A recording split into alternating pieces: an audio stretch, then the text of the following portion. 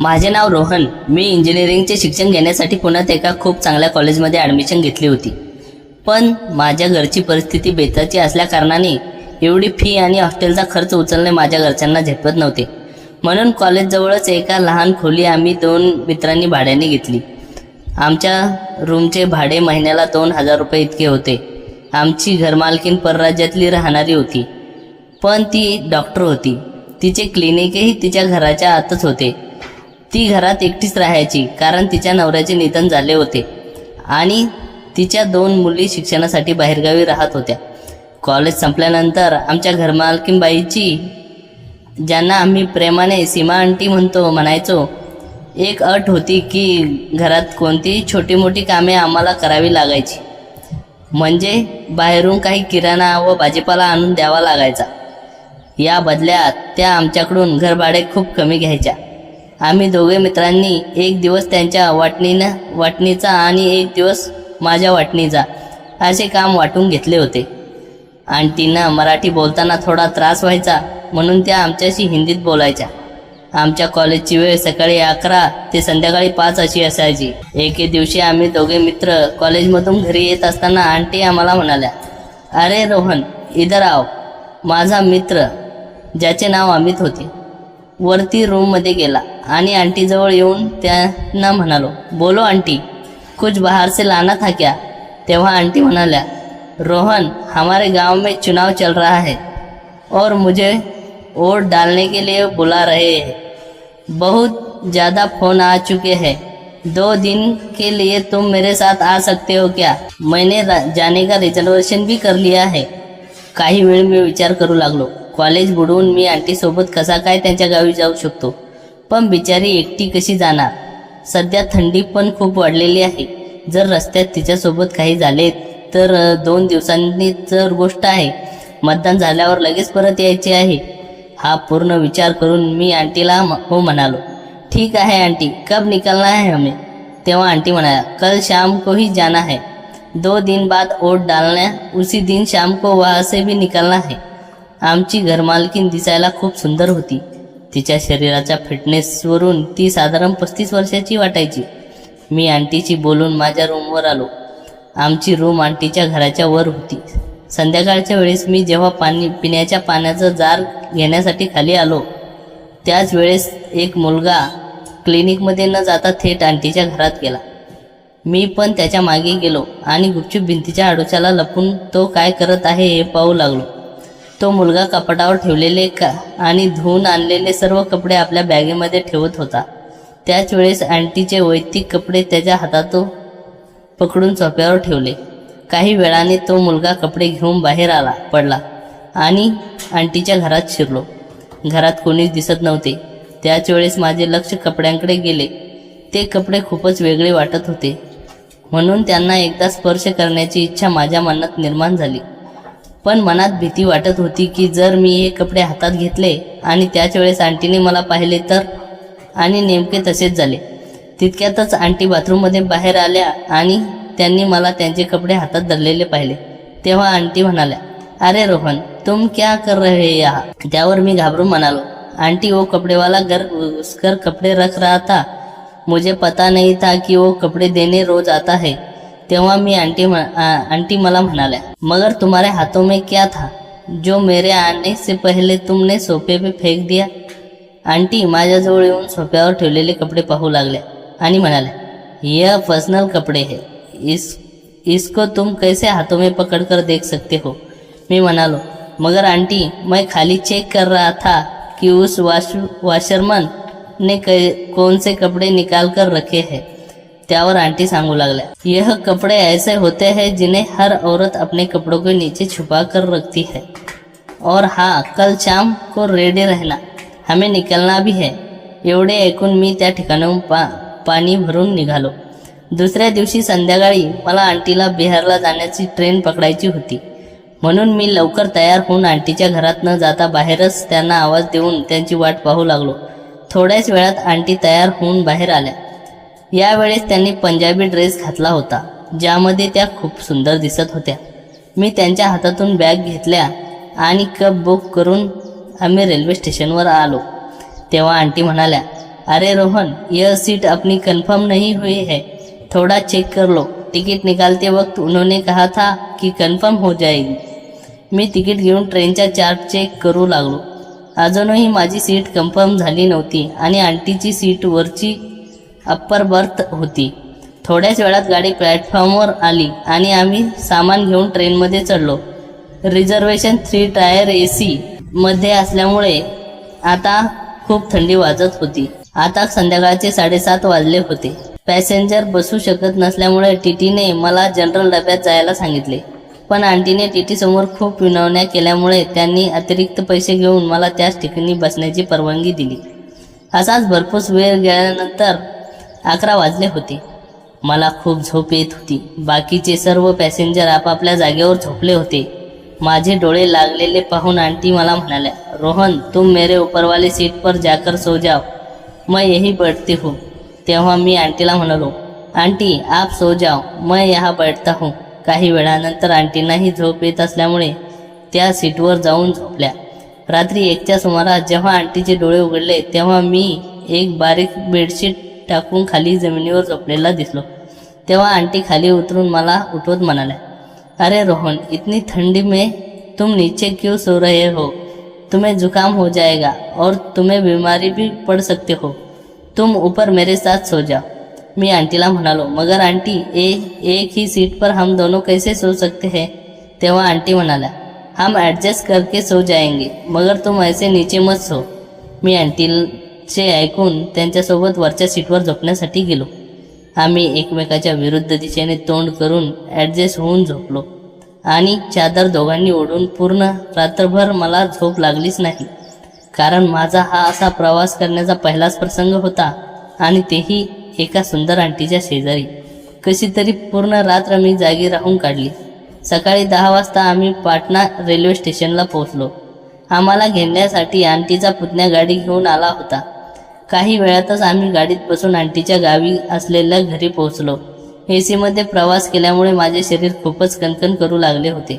नाक जाम झाले होते, सर्दी झाली होती आणि डोकेही जड झाले होते। आंटीचे गावातले घर खूपच मोठे होते।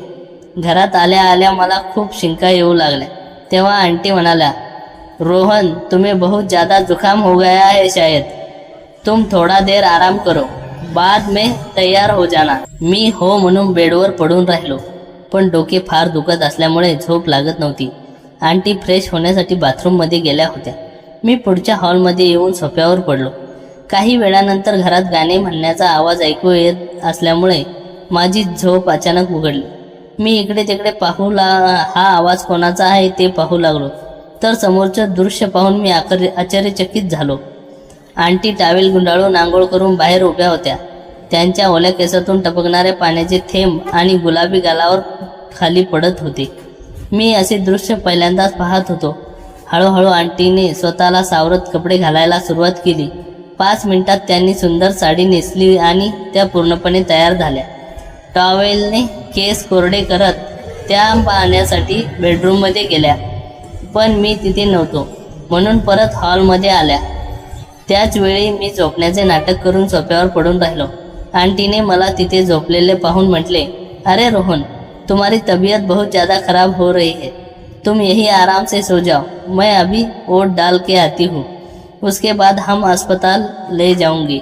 तेव्हा मी म्हणालो, आंटी, अस्पताल जाने की ज़रूरत नहीं है, घर में सर्दी जुकाम की कोई दवाई होगी, वही लेकर ठीक हो जाऊंगा, पहिले आप अपना काम कर लो। त्यावर आंटी ठीक आहे म्हणाल्या आणि मतदानासाठी बाहेर गेल्या। 1 तासातच त्या परत आल्या आणि त्यांनी नाश्ता आणला होता। नाश्ता झाल्यानंतर मी फ्रेश होण्यासाठी बाथरूमला गेलो। तिचे माझे लक्ष आंटीच्या ओल्या कपड्याकडे गेले, त्यामुळे माझ्या मनात आंटीबद्दल आकर्षण अजून वाढले। काही वेळात मी बाहेर आलो तेव्हा आंटी खुर्चीवर बसून मोबाईल पाहत होत्या। त्या मला म्हणाल्या, अरे रोहन, यह सर्दी की टॅबलेट है, इसे ले लो, अच्छा लगेगा तुम्हें। मी ती गोळी घेतली आणि सोफ्यावर येऊन बसलो, पण अर्ध्या तासानंतर माझ्या शरीरात एक वेगळाच बदल जाणवू लागला। शरीरात एकदम तीव्र ऊर्जा आल्यासारखे वाटू लागले आणि वारंवार बाथरूमला जावे लागत होते। आंटीने मला कोणती गोळी दिली होती हे मला समजत नव्हते। माझे अंग तापू लागले आणि मला खूप अस्वस्थ वाटू लागले। मी सोफ्यावरून खाली लहान उशी धरून स्वतःला सावरण्याचा प्रयत्न केला आणि आंटीला विचारले, आंटी आपने मुझे कौन सी गोली दी? सब कुछ अलग ही हो रहा है। तेव्हा आंटी म्हणाल्या, क्यों, क्या हो रहा है तुम्हें, और तुम ऐसे तकिया लगाकर क्यों बैठे हो? मी म्हणालो, सब कुछ अलग हो रहा है मेरे साथ। आप यह गोली कहाँ से लाई थी? तेव्हा आंटी म्हणाल्या, मैंने अपने भतीजे से मंगवाई थी। माझ्याने आता स्वतःला आवरणे कठीण होत होते म्हणून मी उशी पकडून बेडरूममध्ये जाऊन झोपलो। आंटी बेडरूममध्ये आल्या आणि माझ्या हातातली उशी बाजूला करू लागल्या। मी म्हणालो, आंटी इसे मत निकालो, नहीं तो गड़बड़ हो जाएगी। आंटी म्हणाल्या, ऐसे तो तकिया लगाकर तुम क्यों सो रहे हो? मुझे दिखाओ तो सही, तुम्हें ऐसी कौन सी तकलीफ हो रही है आणि माझ्या पुतण्याने तुला कोणती गोळी आणून दिली आहे? मी नको म्हणत असतानाही त्यांनी उशी ओढून घेतली। माझी अवस्था पाहून आंटी आचार्याने तोंडावर हात ठेवला। त्या म्हणाल्या, अरे रोहन, सच में जुकाम की जगह गलत से उसने अलग गोली लाके दे दी थी, मुझे जाकर देखना पड़ेगा। आंटी डस्टबिनमध्ये फेकलेल्या गोळीचा रॅपर पाहण्यासाठी गेल्या। तो रॅपर पाहून आंटी चकित झाल्या, कारण ती गोळी सर्दीची नसून अत्यंत पॉवरची गोळी होती। आंटीच्या डोळ्यासमोर माझी अवस्था फिरत होती। त्यांच्या पतीच्या निधनानंतर त्यांनी एकाकी जीवन जगत होत्या। इकडे माझी कंडिशन वेगळीच होती। तीव्र ऊर्जेमुळे माझे स्वतःवर नियंत्रण नव्हते। मी दिवसभर घरात इकडे तिकडे हिंडत राहिलो। रात्रीचे जेवण झाल्यानंतर मी सोफ्यावर लवकर झोपायचा प्रयत्न केला, जेणेकरून त्या गोळीचा असर कमी होईल। आंटी ही बेडरूममध्ये झोपायला गेल्या। बराबर रात्री 12 वाजता कोणीतरी माझ्या पायाला स्पर्श करत असल्याचा भास झाला। मला वाटले की उशी सरकली असेल, म्हणून मी तसाच पडून राहिलो। पण तो स्पर्श जाणवू लागल्याने मी दचकून उठून बसलो। घरात सर्वत्र अंधार होता, पण मी डोळे चोळून पाहिले तर पायाशी आंटी बसलेल्या दिसल्या। आंटीने लाल रंगाचा ट्रान्सपर्ट गाऊन घातला होता। मी म्हणालो, आंटी आप यहाँ इतनी रात में मेरे पैरों के पास क्यों बैठी हो? तुम कुछ बताना चाहती हो क्या? तेव्हा आंटी म्हणाल्या, रोहन, मेरी वजह से तुम्हें बहुत ज़्यादा तकलीफ हो गई है। अब कैसे ही तुम्हारी तबीयत? मी म्हणालो, मेरी तबीयत सुबह जैसी थी वैसी है। तेव्हा आंटी मनातल्या भावना व्यक्त करत म्हणाल्या, मैं तुम्हारी ये प्रॉब्लम सॉल्व कर सकती हूँ। मैं भी बहुत दिनों से अकेलेपन से तरस चुकी हूँ। जब से वो मुझे छोड़कर चले गए, तब से आज जब मैंने तुम्हें देखा तब मुझे उनकी बहुत याद आने लगी। मुझे लगने लगा कि मुझे भी प्यार करने वाला कोई इंसान मेरे पास होना चाहिए, और वो भी खूबी तुम में दिखाई दे रही है। तुम दोगे ना मेरा साथ? मैं विचारले, मगर आंटी आपके भतीजे ने कौन सी गोली लाके दी थी? आंटी म्हणाल्या, उसने जुकाम की जगह अपने पापा की पर्सनल गोली लाके तुम्हें दी थी। जो उम्र होने के बाद लोग अपनी लाईफ खुश रखने के लिए लेते हैं। आम्ही दोघे खूप वेळ बोलत राहिलो। दुसऱ्या दिवशी आम्हाला पुण्यासाठी निघायचे होते। यावेळेस आमची दोन्ही सीट कन्फर्म होती। रात्री 12 वाजता आम्ही पुणे रेल्वे स्टेशनवर पोहोचलो आणि कॅब करून घरी आलो। तेव्हा आंटी म्हणाल्या, रोहन, तुम यही सो जाओ, तुम्हारे दोस्त ने दरवाजा अंदर से लगा लिया होगा। मी म्हणालो आणि बाहेर सोफ्यावर झोपलो। मध्यरात्री आंटीच्या रूममध्ये काही आवाज आल्यामुळे मी पाहण्यासाठी गेलो। तिथे रूममध्ये अंधार होता, पण मोबाईलच्या लाईटमध्ये आंटीने गाऊनवर बेडवर झोपून काहीतरी पाहत स्वतःमध्येच हरवून गेल्या होत्या। काही वेळ मी उभा राहून पाहत होतो, पण मला सर्दी व कफ असल्यामुळे अचानक मला खोकला आला। आंटी घाबरून उठून बसल्या।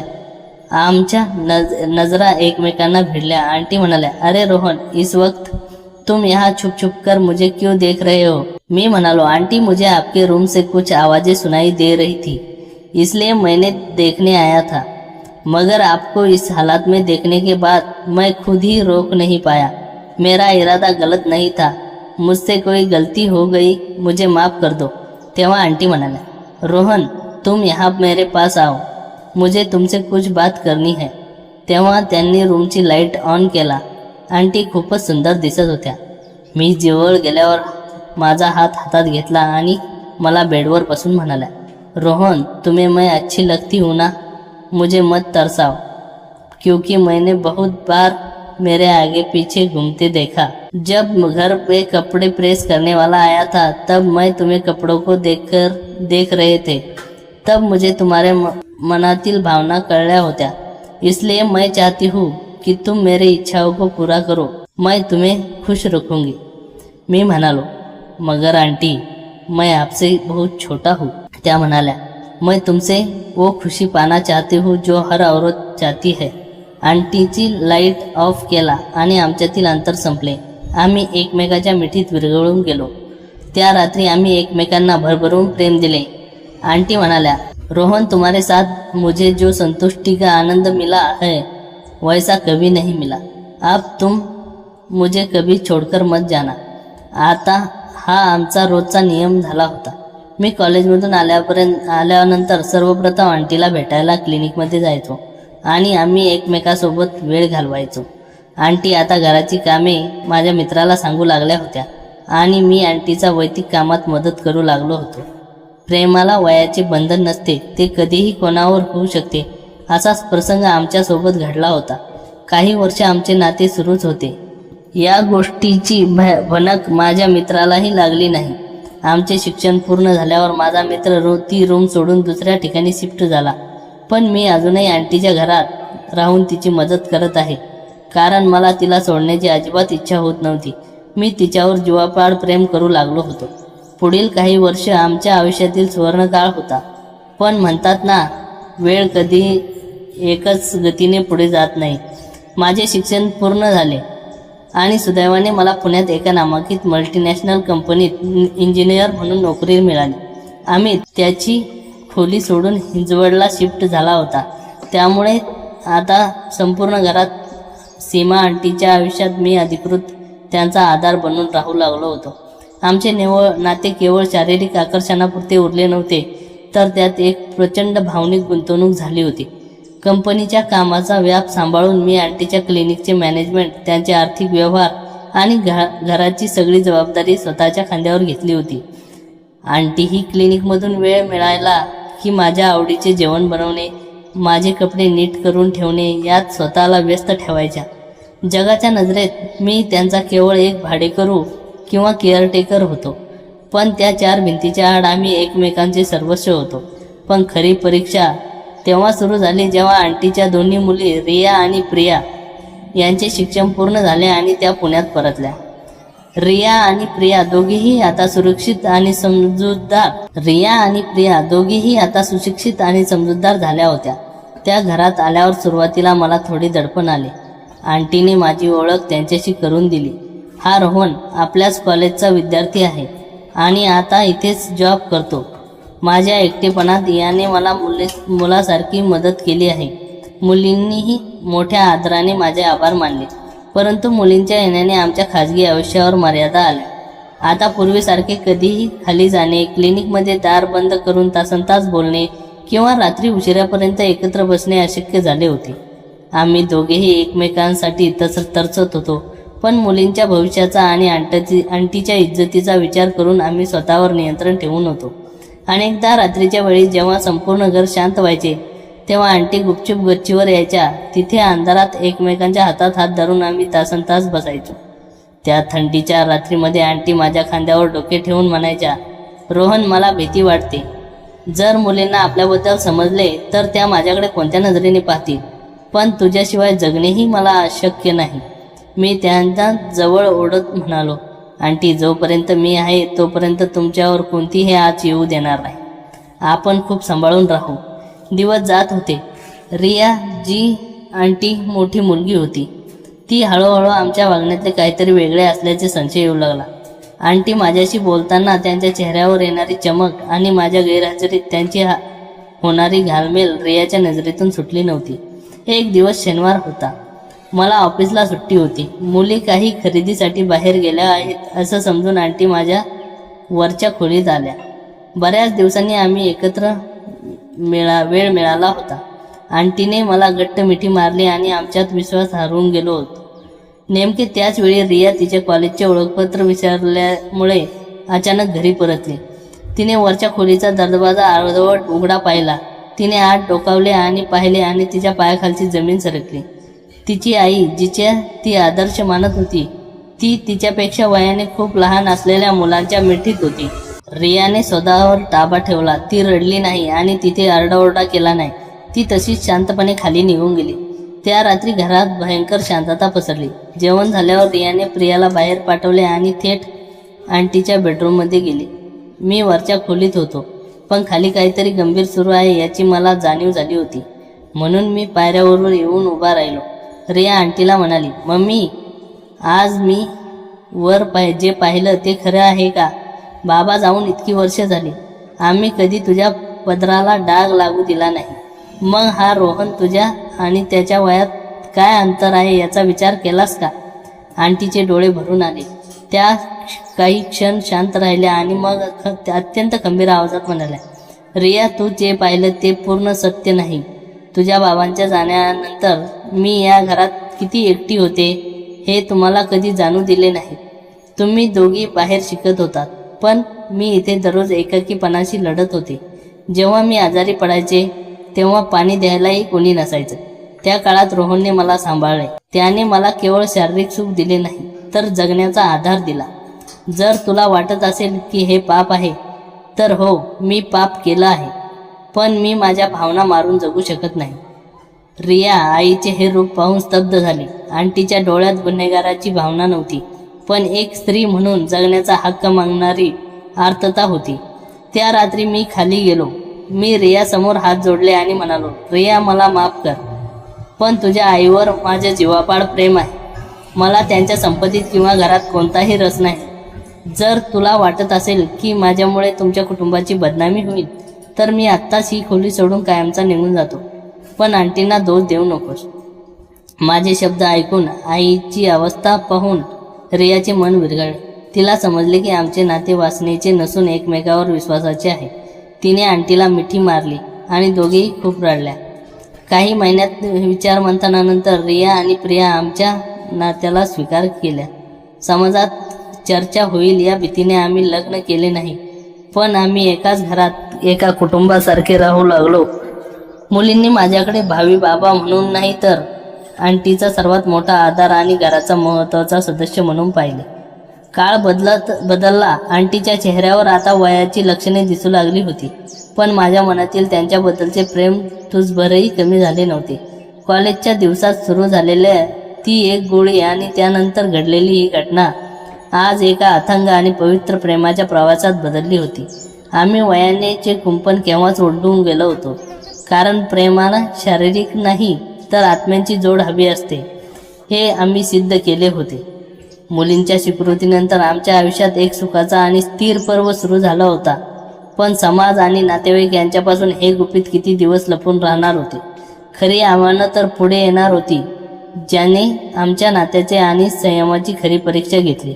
काही महिने शांततेत गेल्यावर अचानक एक दिवस सीमा आंटीच्या दिवंगत पतीच्या बाजूचे काही नातेवाईक गावातून पुण्यात आले. निमित्त होते रियाच्या लग्नाविषयी चर्चा करण्याचे. आंटीने गावातले मोठे घर आणि पुण्यातले हे क्लिनिक घर या मालमत्तेवर त्यांच्या नातेवाईकाचा आधीपासूनच डोळा होता. ते घरात आल्यावर त्यांनी तिथे अगदी हक्काने वावरताना पाहिले. घरच्या चाव्या माझ्या जवळ असणे, क्लिनिकचे आर्थिक व्यवहार मी सांभाळणे आणि मुलींना दिलेला मान, हे सगळं पाहून त्यांच्या मनात संशयाची पाल चुपचुपली.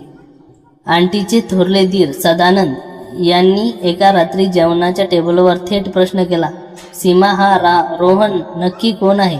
सुरुवातीला वाटलं भाडेकरू आहे, पण हा तर तुमच्या घरच्या माणसासारखा वागतोय आणि आमच्या भावाच्या इस्टेटमध्ये व्यवहार हा का पाहतोय? त्यावर आंटीने स्पष्ट शब्दात सांगितले, तो रोहन आहे. माझ्या कठीण काळात त्याने मला आणि क्लिनिकला सांभाळलं. माझ्यासाठी तो कुटुंबापेक्षा कमी नाही. पण नातेवाईक एवढ्यावर थांबणारे नव्हते. त्यांनी आजूबाजूच्या शेजाऱ्यांकडे आणि धोप्याकडे चौकशी करायला सुरुवात केली. जुन्या गोष्टी उकरून काढल्या गेल्या. मी आणि आंटी रात्रीच्या वेळी गच्चीवर एकत्र असणे, पूर्वी मी घरात पाणी भरायला जाणे, या सगळ्या गुपिता हळूहळू बाहेर आली. नातेवाईकांनी या गोष्टीचा बाऊ केला आणि संपूर्ण समाजात आंटीच्या ओळखीच्या वर्तुळात ही बातमी वणव्यासारखी पसरली. डॉक्टर बाईचं त्यांच्यापेक्षा 15 वर्षांनी लहान असलेल्या एका इंजिनियर मुलासोबत अफेअर सुरू आहे. या बदनामीची सर्वात मोठा फटका सीमा आंटीच्या क्लिनिकला बसला. ज्या रुग्णाच्या नजरेत आंटीबद्दल आदर होता त्यांनी तिथे येणे कमी केले. लोक क्लिनिकच्या बाहेरून जाताना कुजबुजू लागले. आंटीने स्वाभाविक खूप मोठा होता. या मानसिक त्रासामुळे त्या आतून पूर्णपणे खचून गेल्या. त्यांनी स्वतःला खोलीत कोंडून घेतले. एके रात्री मी त्यांच्या खोलीत गेलो तेव्हा अंधारात रडत बसल्या होत्या. त्यांनी मला पाहिले आणि माझं वयोमान आठवून म्हणाल्या, रोहन, मी स्वार्थी झाले. माझ्या एकटेपणापोटी मी तुझ्या आयुष्याचा विचारच केला नाही. तू तरुण आहेस, तुझा अख्खी कारकीर्द पुढं आहे. माझ्यासारख्या वयाने मोठ्या आणि विधवा स्त्रीसोबत राहून समाजात फक्त टोमणी मिळते. अजूनही वेळ गेली नाही. तू मला सोडून निघून जा. तुझा एखादी छानशी मुलगी पाहून संसार थाट. मी त्यांचा हात हातात घेतला.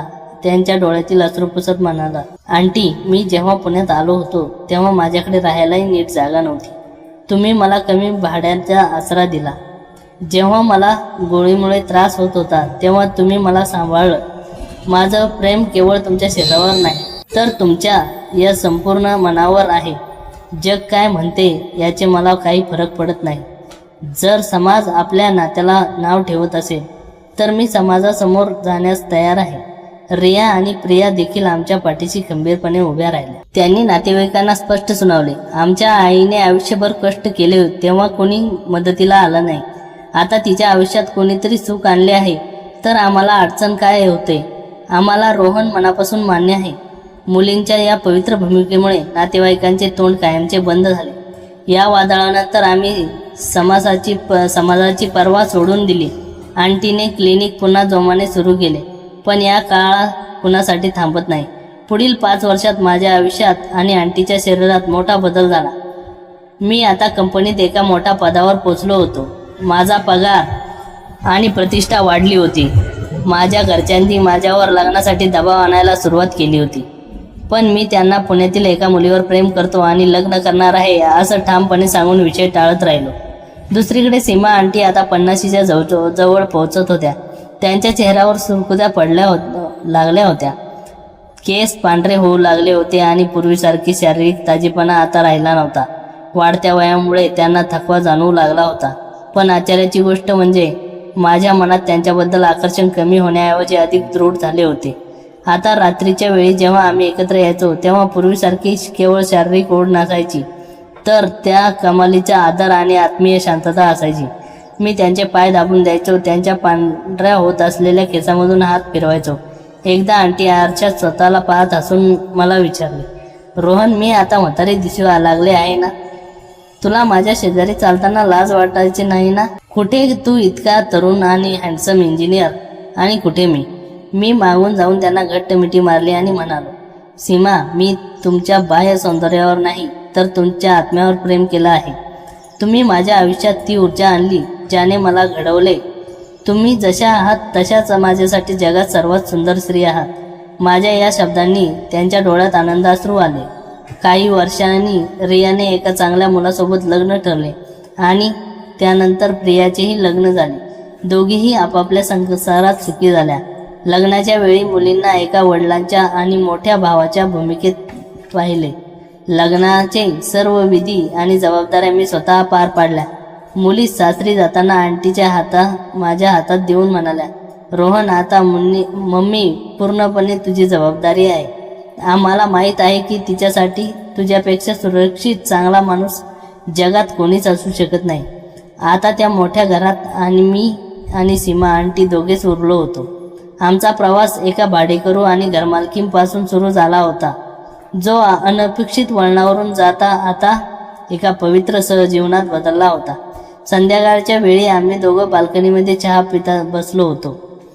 तेव्हा मला कॉलेजचे दिवस आठवतात. ती खोली, ते 2000 रुपये भाडे, ती पाऊण थंडीची रात्र, ती एक चुकीची गोळी ज्याने माझ्या नशिबाची संपूर्ण दिशा बदलून टाकली होती. प्रेमाला खरोखरच वयाची, जातीची, समाजाच्या नियमाची अटीची नसते. ते फक्त 2 मनांचं निखळ मिलन असते, जे आम्ही आमच्या विश्वासाने आणि जगाच्या नजरेपासून दूर आमच्या स्वतःच्या छोट्याशा स्वर्गात एकमेकाच्या शेवटचा श्वास बनून जगत आहोत. मुलींच्या लग्नानंतर ते मोठे घर पुन्हा एकदा शांत झाले होते. पण शांततेत एक वेगळं समाधान होतं. आता आमच्यावर कोणाचेही दडपण नव्हते किंवा कोणापासून लपवण्याची गरज उरली नव्हती. आम्ही दोघेही आयुष्यात अशा एका टप्प्यावर येऊन पोचलो होतो जिथे जगाचे नियम, लोकांनी टोमणे आणि वयाचे अंतर हे सगळं मागे सुटले होते. काळ पुढे सरकत होता आणि त्यासोबत निसर्गाचा नियमही आपले काम करत होता. सीमा आंटी आता 50 ओलांडून 60कडे झुकू लागल्या होत्या. त्यांच्या आरोग्याला काहीतरी तक्रारी सुरू झाल्या होत्या. ज्या हातांनी वर्षानुवर्ष रुग्णांना बरे केले ते डॉक्टर सीमा यांचे हात कधीकधी थरथरू लागायचे. त्यांच्या गुडघ्यांचा त्रास वाढला होता आणि क्लिनिकमध्ये जास्त वेळ बसणे झेपत नव्हते. त्यामुळे आम्ही दोघे मिळून विचार केला की क्लिनिक पूर्णपणे बंद करायचं. ज्या क्लिनिकमध्ये आमची पहिली भेट, ते लपून छपून पाहणं आणि ते पहिलं प्रेम बहरलं होतं, त्या क्लिनिकला टाळे ठोकताना सीमा खूप रडल्या. त्या रात्री मी त्यांच्या जवळ घेतले आणि म्हणालो, सीमा, क्लिनिक बंद झाले तरी आपल्या आठवणीत कधीच बंद होणार नाही. तुम्ही आयुष्यभर खूप कष्ट केले आहेत. आता विश्रांती घ्या आणि मला तुमची सेवा करण्याची संधी द्या.